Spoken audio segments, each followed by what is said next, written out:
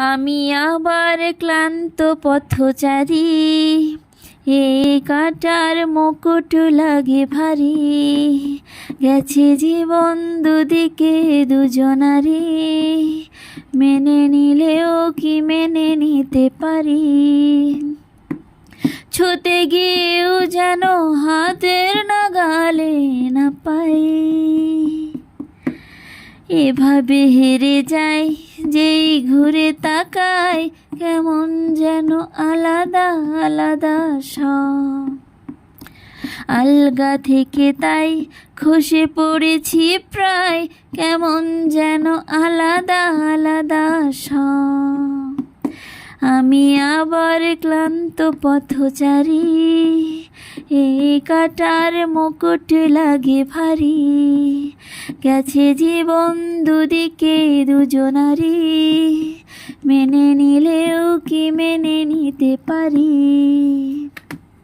ছুতে গিয়েও যেন হাতের নাগালে না পাই। এভাবে হেরে যাই যেই ঘুরে তাকাই, কেমন যেন আলাদা আলাদা সব। আলগা থেকে তাই খসে পড়েছি প্রায়, কেমন যেন আলাদা আলাদা সব। আমি আবার ক্লান্ত পথচারী। হাই এভরিওয়ান, নমস্কার।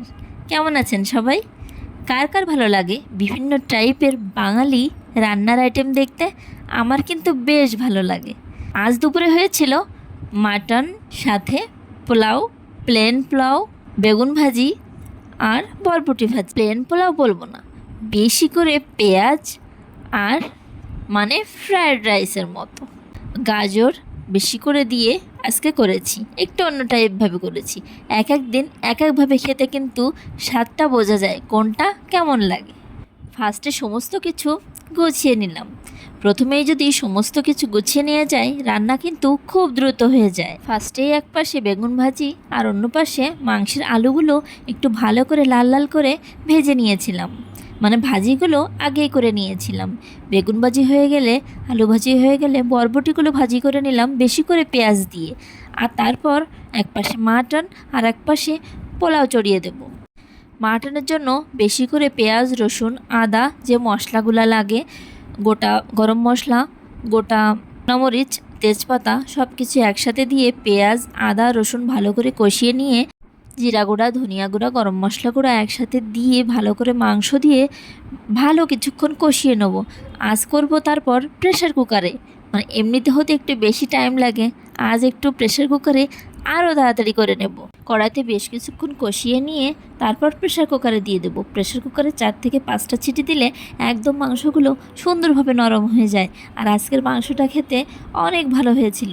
আমি প্রেশার কুকারে সচরাচর খুব বেশি রান্না করি না, কিন্তু তারপরেও খাসির মাংসটা প্রেশার কুকারে করলে ভালো নরম হয়, ভালো খেতেও স্বাদ কোনো কমতি হয় না। মাংসটা হচ্ছে আর অন্য পাশে একটু বড় টাইপের কড়াই নেব। বেশি করে পেঁয়াজ, গাজর, একটু সবজি দিয়ে ভালো করে নেড়ে চেড়ে একেবারেই চাল দিয়ে দেব। পোলাও চাল, বেশিক্ষণ তো টাইম লাগবে না। অন্য পাশে ফুটন্ত জল রেখেই দেব।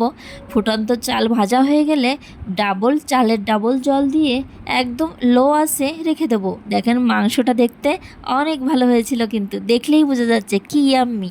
আর শেষে পোলাওতে একটু ঘি ছড়িয়ে দেব, দিলে টেস্টটা আরও দ্বিগুণ ভালো হয়ে যাবে। আর খাবার দেখতে দেখতে আজ টাটা বাই।